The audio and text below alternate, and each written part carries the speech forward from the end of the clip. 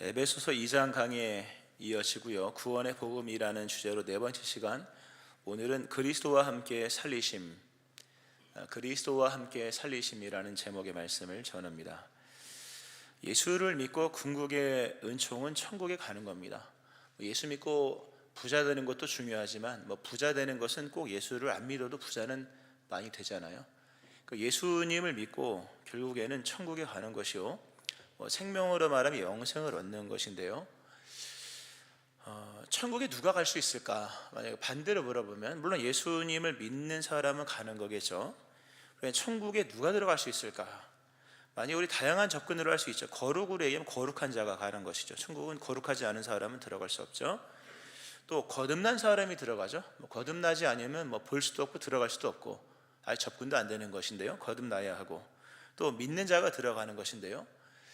이게 이제 복잡한 얘기입니다. 얼마큼 거룩해야 되느냐?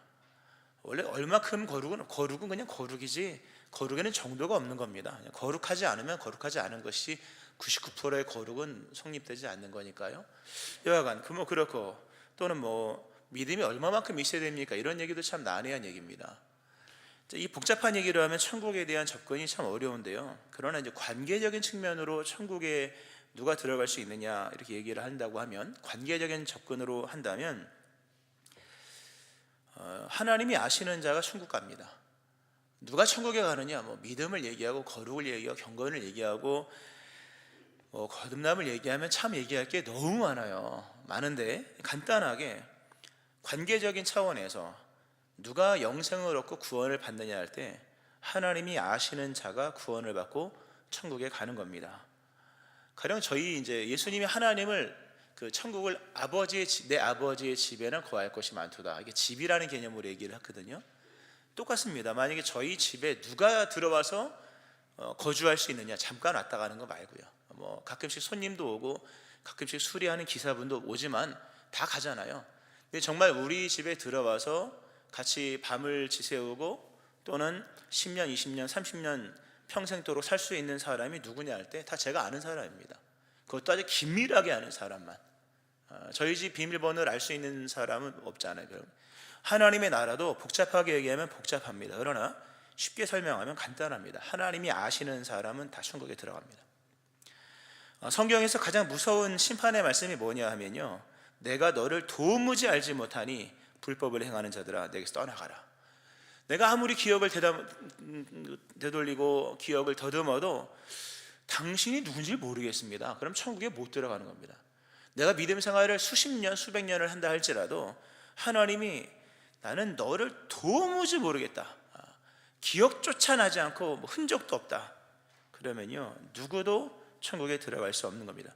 누가복음 13장에도 좁은 문의 비유에서 이런 말씀 나와요. 집주인이 일어나 문을 한 번 닫은 후에 너희가 밖에서 문을 두드리며 주여 열어주소서 하면 그가 대답하여 이르되 나는 너희가 어디서 온 자인지 알지 못하노라 하리니, 쭉 이어지면서 그가 너희에게 말하여 이르되 나는 너희가 어디에서 왔는지 알지 못하노라. 행악하는 모든 자들아 나를 떠나가. 나는 니네가 누군지를 모르겠다, 출처를 모르는데 어디서 온 사람인지 알지 못하는데 어떻게 문을 열어주느냐. 열천의 비유에서도 예수님께서 말씀하셨죠. 내가 너희를 알지 못하노라. 아무리 밖에서 예수님 저 몰라요, 저 알잖아요, 제가 예수님 알거든요, 제가 하나님 알거든요, 여러 얘기를 하고 두들기, 내가 주님의 이름으로 귀신을 쫓아내고 병자도 고치고 많은 걸 행했잖아요. 왜 저를 모르신다고 하십니까? 아무리 내가 문 밖에서 예수님 하나님을 안다고 두들겨도 하나님이 나를 모르시면 못 들어갑니다. 이 믿음의 세계입니다. 아주 단순하게 그냥 풀어가세요. 하나님이 나를 모르면 나는 천국에 들어갈 수가 없습니다. 겸손해지죠 갑자기요? 주권이 우리한테 있지 않다는 걸 깨닫게 되죠. 반면에 그러므로 하나님이 아시는 사람들은 다 천국에 들어갑니다. 하나님이 아시는 사람, 하나님이 기억하는 사람들은 다 천국에 들어갑니다. 그가 누구든 상관없이. 십자가 한편 강도, 사순절 때 꼭 등장하는 한 인물이죠. 우리에게 큰 위로가 되죠. 그 사람 흉악범입니다. 평생 죄를 짓다가 끝내 잡혀서 흉악한 심판을 받아서 결국 십자가 달려 죽게 되죠. 근데 그 사람이 낙원의 이름 천국에 갑니다. 그가 천국에 갈 수 있었던 것은 예수님이 그를 기억하셨기 때문입니다. 이런 고백을 하죠. 예수여 당신의 나라에 임하실 때 나를 기억하소서. 나를 기억해달라. 예수님이 내가 진실로 내게 이르노니 오늘 네가 나와 함께 낙원에 있으리라. 행위로 말하면 죄악이 가득합니다. 못 들어가죠 당연히. 근데 천국에 들어갔거든요. 왜 들어갔을까요? 예수님이 알거든요. 예수님이 아는 사람이었기 때문에 들어갔다는 겁니다. 그러니까 누가 천국에 들어가고 누가 구원받고 누가 영생을 얻냐 할 때 하나님이 아는 사람이에요. 아무리 벌레 같은 초라하고 미물 같은 삶을 산다 할지라도 하나님은 자신이 아는 사람들은 다 구원하십니다. 이사야서에 말씀하죠. 버러지 같은 너 야곱아, 너희 이스라엘 사람들아, 두려워하지 말라. 나 여호와가 말하노니 내가 너를 도울 것이라. 네 구속자, 네 구원자는 이스라엘의 거룩하신 이니라. 할렐루야. 버러지 같은 이스라엘이라 할지라도 하나님이 안다는 거예요. 안다는 사실 하나만으로도 벌레 같은 존재인 그 이스라엘 사람, 우리를 하나님께서 구원하신다. 내가 아무리 먼 곳에 있다 할지라도 하나님은 자신이 아는 사람들을 바다 끝이든 땅 끝이든 땅 모퉁이에서 다 빼오십니다. 이 하나님의 역사면서 이사야에서 말씀하죠. 내가 땅 끝에서부터 너를 붙들며 땅 모퉁이에서부터 너를 부르고 내게 이르기를 너는 나의 종이라. 내가 너를 택하고 싫어하여 버리지 아니하노라. 이사야 41장 9절 말씀. 내가 아무리 땅 끝에 처박혀 있고 내가 땅 모퉁이의 코너에 몰려 있어서 내가 어디 있는지 아무도 모르는 것 같으나 하나님이 그를 아신다면 하나님은 그를 다 건져내십니다. 위대한 하나님의 구원은 그렇게 역사가 되는 겁니다. 심지어 내가 새벽 날개를 치며 바다 끝에 가서 거주할지라도 거기서도 주의 손이 나를 인도하며 주의 오른손이 나를 붙드시리라. 시편 139편 말씀, 유명한 은혜로운 말씀이죠. 누가 천국에 들어가냐? 하나님이 아는 사람입니다. 쉬워요. 하나님이 나를 알면 내가 버러지 같은 사람이고 뭔 죄를 졌는데 땅끝까지 가서 모퉁이에 처박혀 있다 할지라도 하나님이 나를 안다면, 내가 흉악한 죄인이라 할지라도 하나님이 나를 아신다면 하나님은 다 찾아내십니다. 그러니까 천국은 하나님이 아는 사람이 들어가는 겁니다. 하나님이 모르는 사람은 어떤 경우에도 들어갈 수가 없는 거예요. 하나님이 아시는 사람 되어지기를 축원합니다. 그 쉬운 거예요. 그러면 되는 거예요. 그럼 하나님은 나를 어떻게 아실까? 내가 어떻게 하면 하나님이 아시는 바가 될까? 그것은 그리스도 예수입니다. 성경은 본래 하나님과 인간은 더 이상 죄를 지음으로 무관한 상태로 끝나버렸다. 아니 끝난 겁니다. 모든 사람이 죄를 범하였음에 하나님의 영광에 이르지 못하더니. 로마서 3장 23절 말씀이죠. 인간이 죄를 범하여서 단절된 게 뭐냐면 하나님이 모르는 사람이 됐다는 겁니다. 물론 하나님이 전지하시기 때문에 뭐 모르는 게 어디 있겠습니까마는 관계적인 측면에서 너는 우리 식구야 이게 안 된다는 겁니다. 죄를 범한 인간에게 하나님께서 내리시는 심판이 뭐냐 했을 때 하나님과 인간 사이가 완전히 끊어진 겁니다. 모르는 남남인 겁니다. 물론 뭐 하나님 아시겠지만 그러나 그런 그냥 지식적인 관계가 아니라는 거죠. 하나님께서 인간을 사랑하셔서 긍휼이 풍성하신 하나님이 그 크신 하나님의 은혜를 인하여서 베푸신 하나님의 은혜가 뭐냐 할 때 간접성이라는 거죠. 인간은 직접적으로 하나님과의 깊이 있는 관계를 맺을 수가 없습니다. 하나님이 아는 자가 될 수가 없습니다. 하나님께서 인간을 사랑하셔서 자신과 본체이신 자신의 아들 독생자 예수님을 인간 세계에 보내시면서, 그러니까 자기와 동일한 본체이신 예수님 아들, 그러니까 하나님 아들 예수님이죠. 예수님을 보내시면서 어떤 마음을 가지셨냐 하면 간접성이지만 내가 보낸 나의 본체이며 나의 아들인 그리스도 예수를 영접하면, 예수님과 긴밀한 관계가 있다면 나는 너희를 나와 관계에 있는 것으로 간주해 줄 거야 라고 말씀하시는 겁니다. 하나님을 본 사람 없잖아요. 여기 하나님을 본 적도 없고 무슨 수로 관계를 맺습니까? 우리가 하나님과 어떤 교제가 있겠습니까? 없죠. 근데 하나님께서 인간에게 베푸신 은총이 간접적인 은총입니다. 원래 은혜는 그래서 간접적인 겁니다. 그리스도 예수 아니면 아무것도 될 수가 없는 겁니다. 예수님을 보내시면서 내가 보낸 내 아들 그리스도 예수에게 잘해. 그 예수에게 잘하는 게 나한테 잘하는 거고, 예수님과 긴밀하게 나와 긴밀한 거야. 예수님과 관계를 맺는 것이 나와 관계가 유지되는 거야. 그러면 내가 너를 아는 사람으로 인정할 거야. 그러면 네가 어떠한 상태에도 상관없이 나는 마지막 날에 천국에 아는 자들을 다 불러 모을 때 네가 바다끝 땅 모퉁이 심지어 먼지가 되고 티끌이 되어 땅속에 묻혀 있다 할지라도 다 건져내겠다는 말씀, 복음인 줄로 믿으시기 바랍니다. 구원은 어렵게 말하면 진짜 어려워요. 쉽게 말하면 쉬워요. 아주 쉬워요. 하나님이 알기만 하면 다 구원하십니다. 아시는 자 되어지기를 축원합니다. 오늘 본문의 말씀이 그런 겁니다. 인간은 죽었죠. 완전히 죽었죠.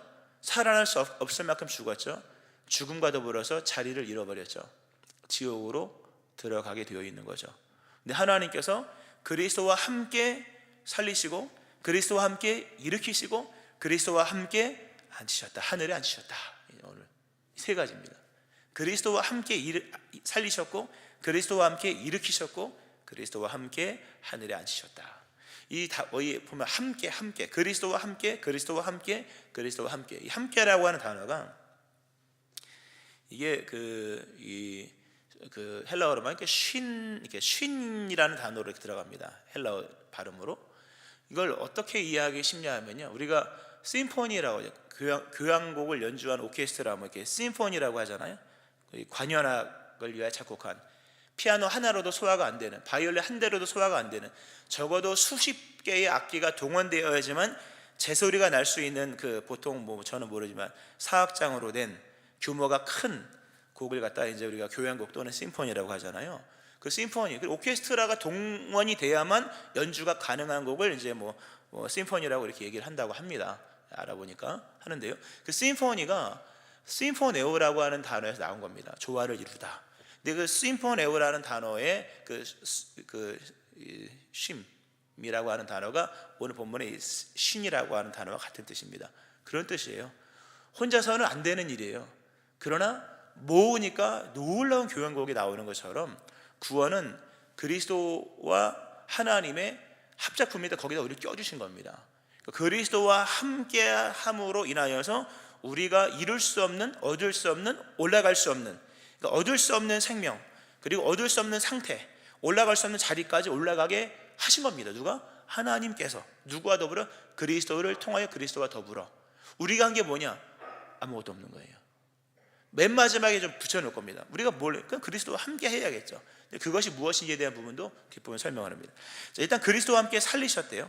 함께 살리셨다. 죽은 자를 살린 거죠. 당연히 살리셨다라는 이 말씀은 이게 소생하다, 소생시키다는 의미인데요. 계속 살아있는 상태로 하게 하셨다는 겁니다.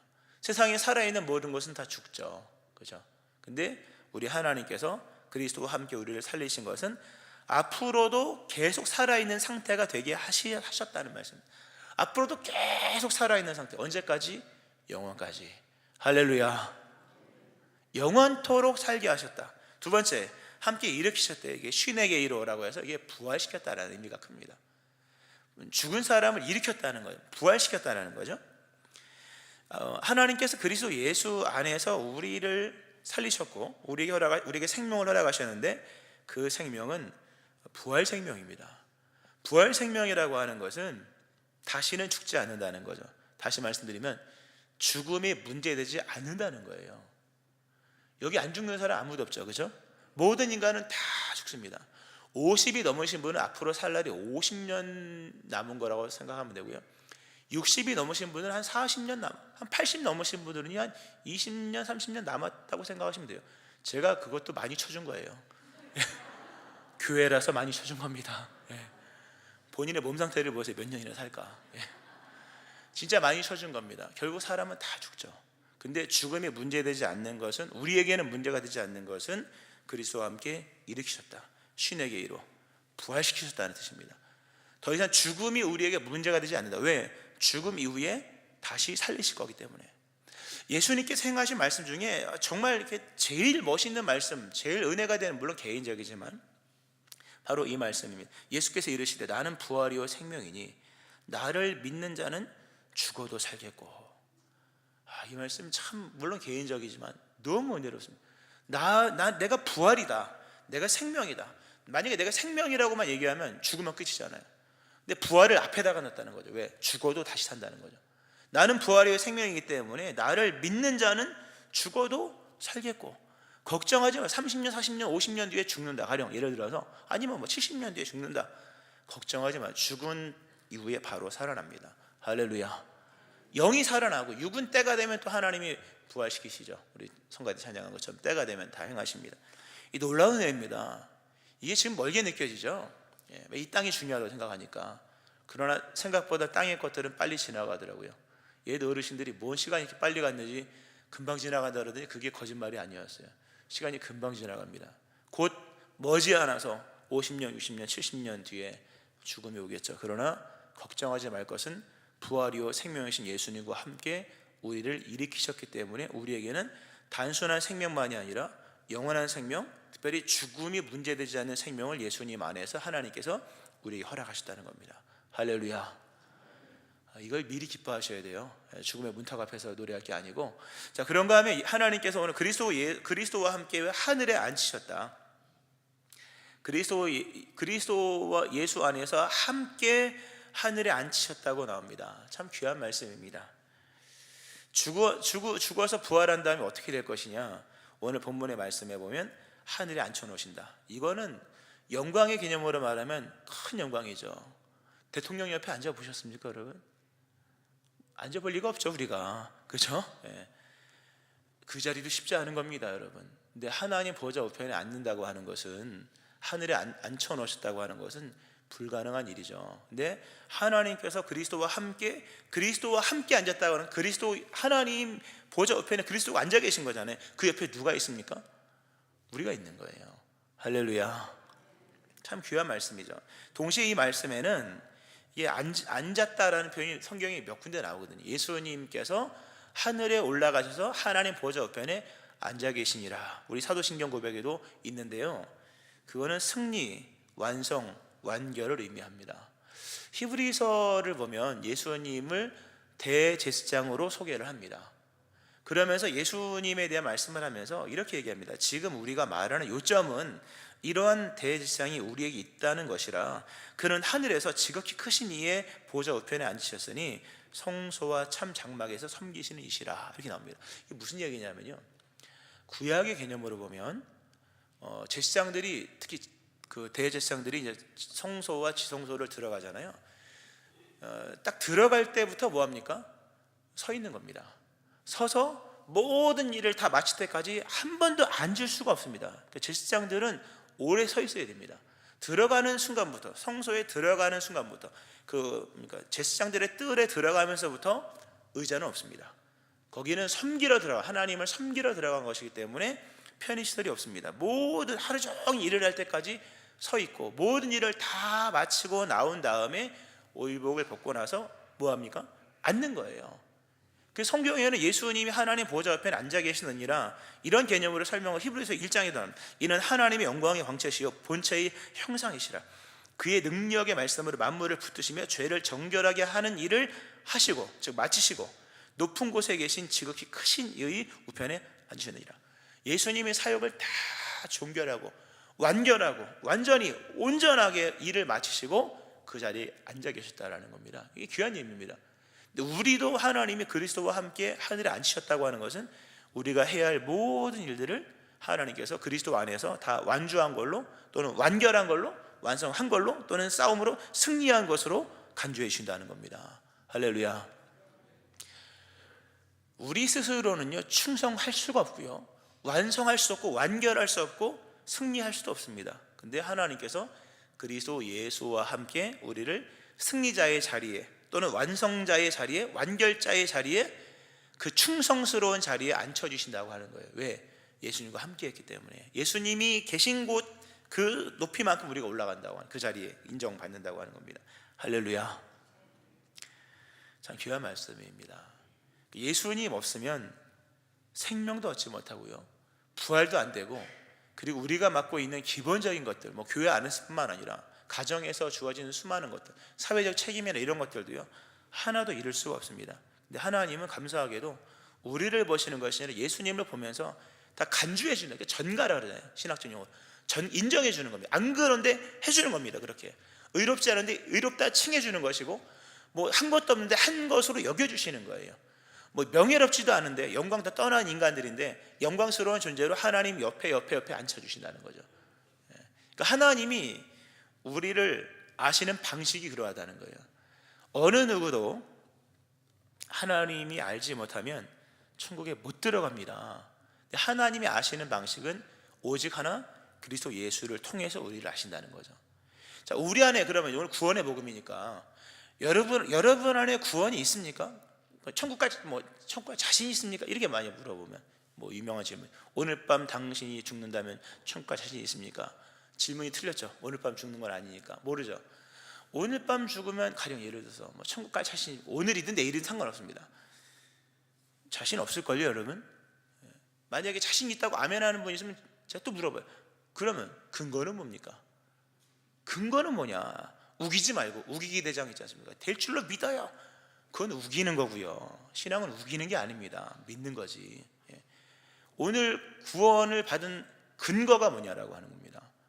뭐냐라고, 내가 믿거든요. 뭘 믿냐라고 하는 겁니다. 중요한 것은 하나님의 구원하는 방식을 모르면요, 우기다 끝나는 겁니다. 주님 왜 저를 모릅니까? 난 너를 도무지 몰라. 이렇게 될 수도 있는 거죠. 우리가 구원을 얻었다고 말할 수 있는 확신은 하나님께서 구원받았는지 안 받았는지 보는 방식이 그리스도 예수를 통하여 보기 때문이라는 겁니다.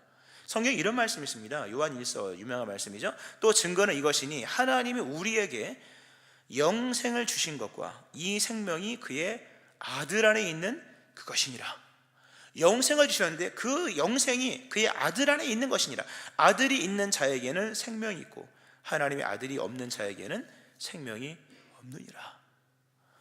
여러분 안에 예수님이 계시다면 여러분 안에 영생이 있는 겁니다.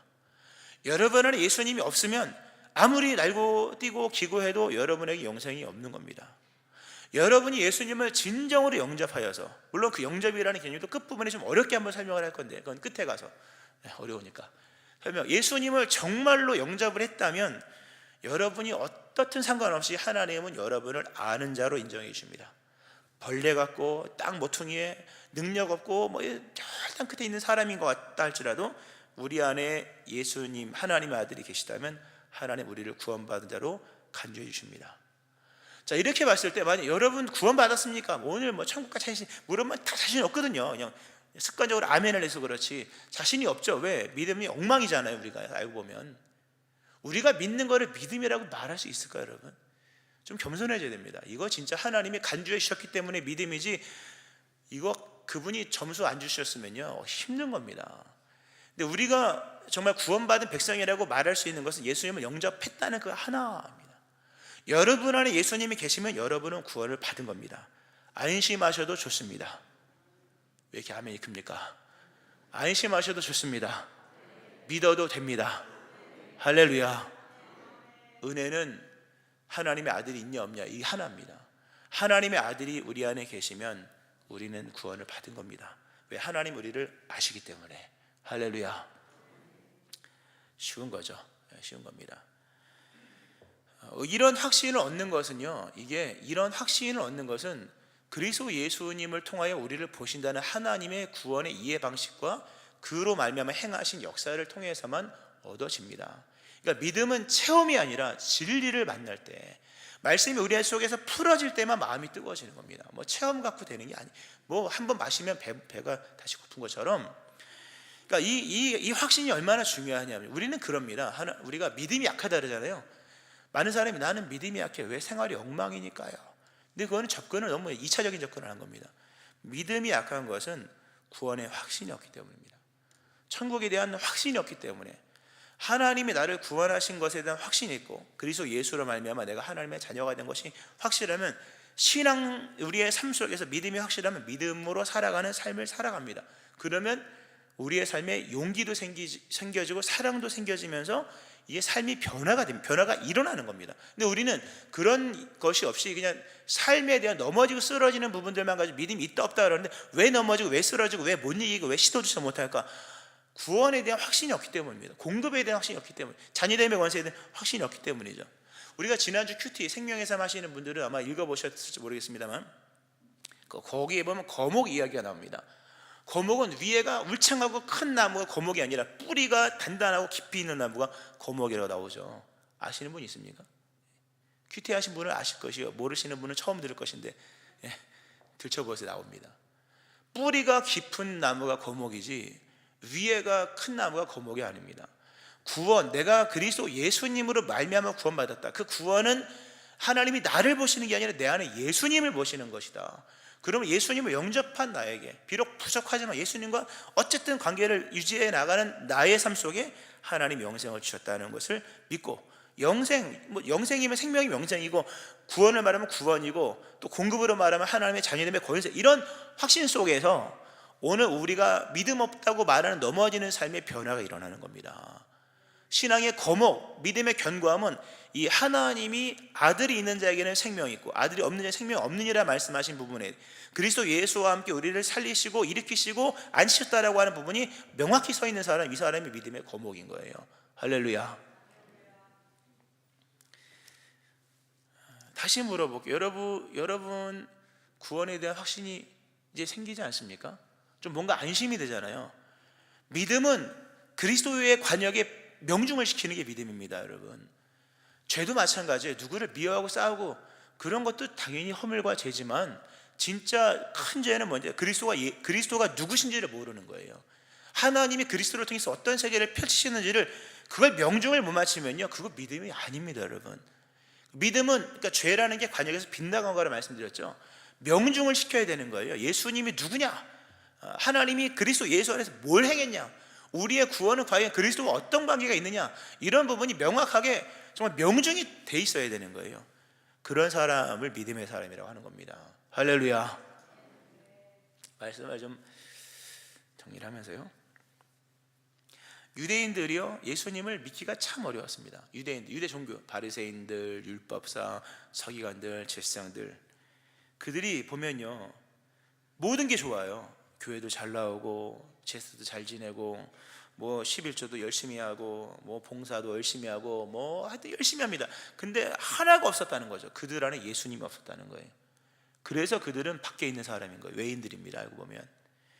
이 중요한 게, 종교적인 것이 아무리 많이 있다 할지라도, 종교적인 것들이 아무리 많이 있다 할지라도 예수님이 그들 안에 없었다는 거죠. 그들은 예수님을 믿기가 너무 어려웠어요. 이 중요한 얘기입니다. 오늘 이 시대에도 구약의 사람들, 구약적으로 예수 믿는 사람들이 허다합니다. 교회 안에도 바리새인 천지입니다. 바리새인들은 외식하는 것만이 아니라 믿는 방식이 다른 겁니다. 예수님을 통해서 하나님을 믿는 것을 이해를 못하는 거예요. 하나님은 예수님을 통해 믿는 겁니다. 하나님은 예수님을 통해 접근하는 겁니다. 이게 쉬워요, 여러분. 이게 직접 하려면 어려워도 간접적으로 하면 쉽잖아요, 여러분. 우리가 구원을 얻으려고 되겠습니까? 근데 예수님이 완성하신 거잖아요. 그거를 동참하는 겁니다. 근데 유대인들의 개념 속에서는요, 예수님을 통해서 하나님을 만나는 게 너무 쉬워요. 죄사함을, 예수님이 그러잖아요. 죄사함이라는 건 하나님만 하는데, 땅에 와서 막 인자의 네 죄, 토자의 네 죄사함 받으니라. 그 죄를 용서받아요. 죽은 자도 막 살아나요. 또 예수님 말씀하시기를 나를 믿으면 율법이 완성된 거다, 이런 식으로 얘기를 하는 거죠. 예수님을 통해 하나님을 믿는 게 너무 쉬운 거예요. 그러니까 유대인들이 그 이해를 못하는 거죠. 좀 더 깊이 들어가면 구약을 보면 여러분, 구약에는 믿음이라는 단어가 거의 안 나옵니다. 물론 아브라함이 말씀을 따라갔다, 그 믿음의 삶이요, 모세도 믿음의 삶이요, 삶으로서 이 믿음이 뭔지를 얘기를 많이 해주십니다만, 믿음이라는 단어는 많이 안 나옵니다. 의외로 많이 안 나옵니다. 대신에 섬긴다는 단어가 나옵니다. 구약적 개념은요, 하나님을 섬기는 겁니다. 하나님을 섬기는 게 뭡니까? 높은 분을 모셔서 뭐 받들다, 이런 뜻이거든요. 섬긴다는 게. 그러니까 그들의 구약적 개념 속에서의 믿음은 하나님을 잘 모셔야 하는 거예요. 잘 모시고 떠받들어 하는 거예요. 물론 신약에도 섬긴다는 표현 나옵니다. 그러나 예수님이 오셔서 그 관점 바꾸셨죠. 하나님을 잘 섬겨서 구원받는 것이 아니라 하나님이 보내신 아들을 믿는 것이 너희가 할 일이고, 하나님이 보내신 아들을 통해서 은혜를 받는 게 구원을 받는 거야. 할렐루야. 깊이 이해하셔야 됩니다. 여기 계신 분들 중에 율법으로 믿음 생활하는 분들 엄청 많습니다. 많을 것 같기도 하고요. 정말 그런 분들이 많더라고요. 얘기를 해보면 이게 믿음인가 싶어요. 하나님을 모시는 것이 중요하지만 그리스도 예수를 통해서입니다, 여러분. 예수님을 통해서 은혜를 받는 것이 하나님의 일을 하는 것이요, 예수님을 통해서 구원을 받는 겁니다. 이 부분을 이해를 못해서 종교도 열심은 정말 충만했지만 그 안에 예수님을 통한 하나님의 나라가 어떻게 임했는지를 몰라서 결국 예수님을 이단이라고 말하잖아요, 사도행전에서. 예수님을 끝내 못 믿는 거죠. 그 잘못된 신앙적 사고방식입니다. 잘못된 신앙적 접근입니다. 근데 우리 안에 그런 방식들이 너무나도 많은 거예요. 예수 10년 20년 믿었으면 그래도 천국 갈 믿음은 있어야겠죠. 근데 그대도 없다고 하는 것은 물론 뭐 연약한 믿음이기 때문이지만 진리로 자유함을 얻지 못했기 때문입니다. 하나님의 아들이 있는 자에게 영생이 있다는 하나님의 위대한 선언을 모르기 때문에, 그리스도와 함께 살렸고 그리스도와 함께 일으켰고 그리스도와 함께 하늘에 앉히셨다고 하는 부분을 모르니까 본인이 줄타고 하늘로 올라가는 줄 알고 있는 거거든요. 절대로 그런 게 아닙니다. 여러분, 믿음은 그리스도와 함께 이루신 하나님의 역사를 믿는 겁니다. 할렐루야. 말씀을 맺으면서요, 이제 그리스도와 우리와의 관계는 어떻게 맺어지는가라는 부분을 좀 말씀을 드리는데, 이거 좀 어렵습니다. 이것도 장황한 설교라면 긴 얘기가 나오는데요, 일단 예수님을 하나님의 아들로 인정하셔야 됩니다. 그리고 하나님의 아들로 인정하고 예수님 마음속으로 영접을 해야 됩니다. 마음속으로 초대를 해야 돼요. 초대를 영접하고 뿐만 아니라, 예수님을 영접할 뿐만 아니라 예수님이 가지고 오신 하나님의 나라도 영접을 해야 됩니다. 예수님은 그냥 온 게 아니잖아요. 하나님의 나라를 갖고 왔잖아요. 천국에 있을 하나님의 나라를 땅으로 가지고 온 거잖아요. 그러니까 우리가 예수님 영접한다고 하는 것은 예수님만을 영접하는 것만 아니라 그분이 가져오신 방식과 그분이 가져오신 하나님의 나라가 이 땅에서 이미 시작되었다는 것도 영접을 하는 거예요. 그래서 이 땅의 삶을 살면서 하나님의 나라를 살아가는 겁니다. 이미 예수님 안에서 시작되었다는 하나님의 나라를 인정하면서 오늘 우리의 현실을, 좀 어려울 수 있습니다, 오늘 우리의 삶의 현실을 천국으로 인정하면서 천국을 살아가는 거예요. 이게 성경에 보면 예수님께서 정말 가져오신 게 많습니다. 가져오신 게 많은데 가령 사랑하라. 오늘 사랑할 수 없는 사람을 천국은 사랑하는 곳이에요. 사랑하는 겁니다. 구약적 개념으로 사랑하기가 어려웠죠. 왜? 거룩한 자만 사랑해야 되거든요. 예수님은 거룩의 종교를 사랑의 종교로 바꿨잖아요. 사랑도 구약적 개념으로 거룩한 사람, 사랑받을 만한 사람, 거룩한 사람, 깨끗한 사람만 사랑하는 건데, 예수님은 이제 그게 아니야. 거룩은 내가 해결했으니까 허물과 죄가 많은 죄인들, 세리들, 창기들, 강도마다 죽어가는, 곧 죽을 수 있는 사람들도 사랑하는 거야. 그러니까 예수님께서 가져오신 하나님의 나라마저도 우리가 받아들이면서 오늘 그리스도 예수 안에서 인생의 주가 예수님이라는 것을 선언하고 인정하고 그분이 주인인 것처럼 정말 그분과 함께 그분의 현실을 살아가는 거예요. 이게 예수 믿는 거예요. 여러분, 잘 믿고 깨닫기를 축원합니다. 방금 드린 말씀은 나중에 한 몇 파트로 설교를 해야 될 겁니다. 아마 요한복음 할 때 나올 겁니다. 말씀이 오시니 우리 가운데 거하시매, 이런 말씀 나올 텐데요, 그렇게 진짜로 그리스도 예수를 영접하고 예수님이 끌고 오신, 펼치신 하나님의 나라를 오늘 정말로 살아간다면 하나님이 여러분을 다 아는 사람으로 간주해 주십니다. 걱정하지 마세요. 하나님이 알면 다 천국에 끌어가십니다. 할렐루야. 이 은혜가 여러분 가운데 일어나기를 주의 이름으로 축원합니다. 아멘. 기도하시겠습니다.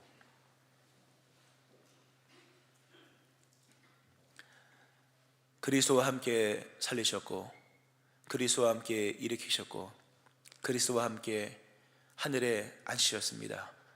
우리 스스로 올라가는 것도 아니요, 우리 스스로 살아내는 것도 아닌 것을 말씀하시는 주요, 하나님의 구원의 방식을 봅니다.